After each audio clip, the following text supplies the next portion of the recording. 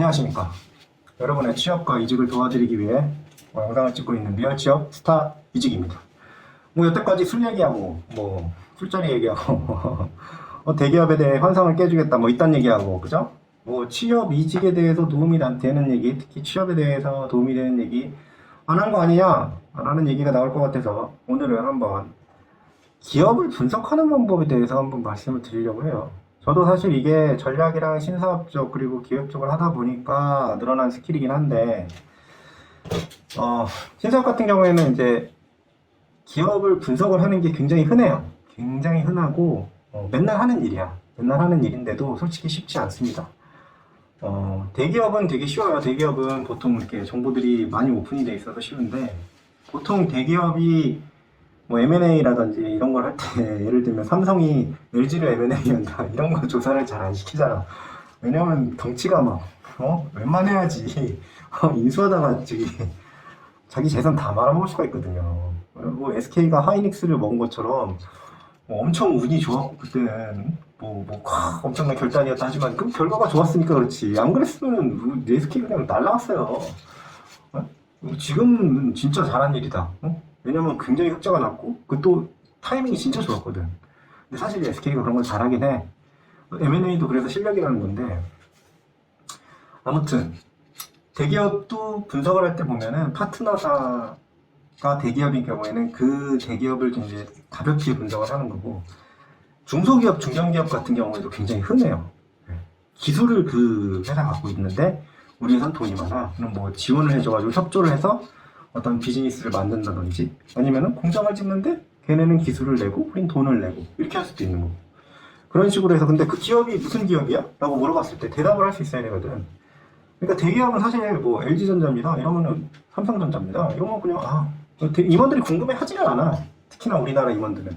외국계면은 궁금해 할 수 있는데, 우리나라 임원들은 그냥 내가 다 아는데 이렇게 생각을 하니까.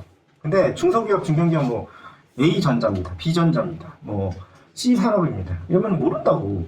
그러면 그거를 분석해서 얘기를 해줘야 되는데, 이때 이제 주로 많이 쓰는 게 사실 검색 엔진 쓰는 게 간단해요. 사실 우리나라에서 네이버 다음 아니면은 구글 이런 애들을 좀 써갖고 그걸 가지고 이제 제안을 하는 방법이 있고요.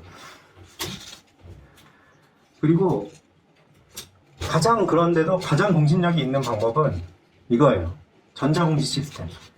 전자공시 시스템이 뭐냐? 다트라고 검색을 하시면 나오는데 dart.fss.ol.kr 여기에 들어가면 금융감독원이 운영을 하고 있어요. 금융감독원이 사실 은행에만 저승사자냐? 아니죠. 금감원 이런 애들은 기업에도 충분히 저승사자가 될 수 있어요. 왜냐면 불성실 공시다 라고 얘기하면 그거를 땅땅땅 공시를 불성실하게 했습니다 그러면은 잘못하면 감방에 갈 수도 있는 거거든. 얘네 지금 주가 조작해갖고 돈 벌려고 그런 거네? 그냥 감옥 가는 거예요. 그러니까 엄청 무서운 거라고. 그래서 공시 정보는 굉장히 객관적인 정보라고 믿을 수가 있어요. 그러니까 여러분들이 기업을 분석을 하는 데 있어서 무조건 해봐야 될 거는 다트에 있는지 이거 먼저 확인을 하셔야 됩니다. 첫째로는 그 공시 정보 검색하면 되게 쉬워요. 그냥 회사명을 딱 치면 돼. 제가 블로그에는 써놨지만 삼성전자가 알고 싶다 그럼 삼성전자를 치세요. 그러면 거기에 여러 가지 얘기들이 있어요. 사업보고서를 보여줄까, 아니면은 단기보고서를 보여줄까, 분기보고서를 보여줄까, 소액 공모법인 결산서류를 보여줄까, 등록법인 결산서류를 보여줄까, 주요사항 보고를 보여줄까, 발행공시를 보여줄까, 이런 거 다 필요 없고 일단은 체크해야 될 거는 정기공시. 정기공시는 뭐냐면 주기적으로 분기마다 이렇게 실적 발표하잖아요. 그거를 공시를 하는 건데 아주 상세합니다. 아주 상세하니까 그거를 일단은 정기공시를 먼저 쓰시고, 거기에서 사업보고서, 단기보고서, 분기보고서 이런 것들을 일단은 검색을 해보셔야 돼요. 거기에서 일단은 검색을 하신 다음에 가장 최신 거를 보셔야 됩니다. 가끔 가다가 전분기 일인데 갑자기 뭔가 크게 변한 경우가 생각보다 많습니다. 그러니까 이걸 생각을 하셔서 가장 최근 거를 보시면서 한번 쭉 읽어보는 거예요. 제일 좋은 거는 회사의 개요부터 시작해서 연합도 사실은 거기에 나와 있는 게 가장 객관적인 얘기지. 그래서 제가 얘기했죠. 이게 진실과 다르면 까인다니까. 그러니까 이거를 한번 쭉 읽어보시고 사업에 대해, 특히 사업의 개요 이런 것들 그리고 내가 만약에 재무팀이다 아니면 뭐 회계팀에 지원해요. 그럼 재무 관련 사항도 다 읽어봐야지. 재무제표가 왜 이렇게 돼 있고 이런 것들도 한번 분석을 해봐야 되는 거야. 하다못해 요약 재무제표라도 얘네 상품이 뭐였고 서비스가 뭐였는데 어떻게 팔렸고 단가는 어느 정도 되겠구나. 이런 것들도 한번 엑셀로 때려보고 요새는 프로그램이 좋아가지고 숫자 정보들이 쫙 나와 있으면 그거를 다시 크롤링 해가지고 그 숫자 정보를 엑셀에다가 다시 띄워주는 그런 것들도 유튜브 찾아보면 많이 나왔거든요. 그런 걸 가지고 계속 분석을 해봐야 됩니다. 이게 좋은 게 뭐냐면 검색 엔진은 카더라도 굉장히 많아요. 그러니까 기자분들이 잘 알고 쓴 기사들이 있어. 그리고 그 전문 매체들이 있거든요. 근데 하다못해 그 전문 매체들도 틀려요. 기술적인 세부 사항도 틀릴 수 있고 아니면은 실제로 회사에 입장하고도 다른 얘기를 할 수가 있어요.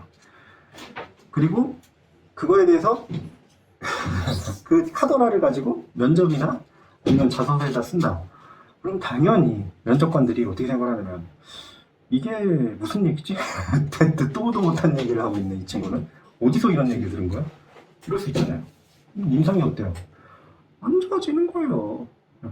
그러니까 가장 먼저 전자공시 시스템에서 그 회사의 정보가 있는지 확인을 해보셔야 됩니다. 근데 물론 그럴 수 있어요. 공시를 안 하는 경우도 꽤 많습니다. 그럴 때는 어쩔 수 없이 전자공시 말고 검색 엔진을 이용해서 계속 검색을 해봐야 돼요.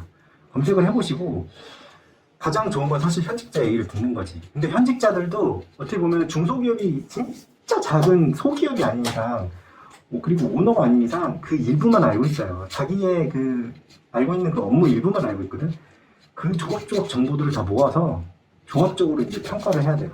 편성을 해가지고 내가 이 회사의 어떤 부분에서 기여를 할 수 있는지, 내 능력은 뭔지 이런 걸 해서 매칭을 시켜서 거기에 지원을 하는 그런 식으로 얘기를 해야 됩니다. 그러니까 뭐냐면 공시가 없는 회사들은 보통 중소기업이나 아니면은 공시를 안 해도 되는 기업들이 있거든요. 개인 기업 같은 경우는 아주 큰 매출을 일으키더라도 그런 회사들은 보통 안 해요. 아니면 간단하게 감사 보고서만 쓰든지. 그런 회사들은 검색을 해서 알아낼 수밖에 없지만 그리고 현직자를 미팅을 한다든지 아니면 여러 가지 경로를 통해서 듣는 얘기로 뭐 전화라든지 이런 걸 통해서 알아낼 수밖에 없지만 그럼에도 불구하고 그 정보를 알고 있는 거랑 모르고 있는 거는 천지차이죠. 그리고 그 정보를 비판적으로 평가를 한 거랑 그냥 무조건 받아들이는 거랑 완전 또 천지차이고요. 그러니까 모든 정보를 그냥 다 받아들이지 마시고 내가 나름대로 평가를 하셔서 이게 여기에서는 이 얘기를 하는데 여기에서는 이 얘기를 하네? 약간 얘기가 다른데? 이런 경우 되게 많아요 진짜. 그러면 이 회사의 진짜 의도가 뭐였고 어떻게 행동을 했는지 히스토리를 다 파악을 해가면서 이 회사의 사업 분야가 뭐고 어떻게 해서 돈을 벌고 있는지 이런 것들을 꼭 반드시 파악을 하시고 이력서, 자소서, 면접에 대응을 하시기 바랍니다. 오늘은 오랜만에 어떻게 취업에 도움이 되는 얘기를 한번 해봤습니다. 구독과 좋아요, 알람 설정 부탁드립니다.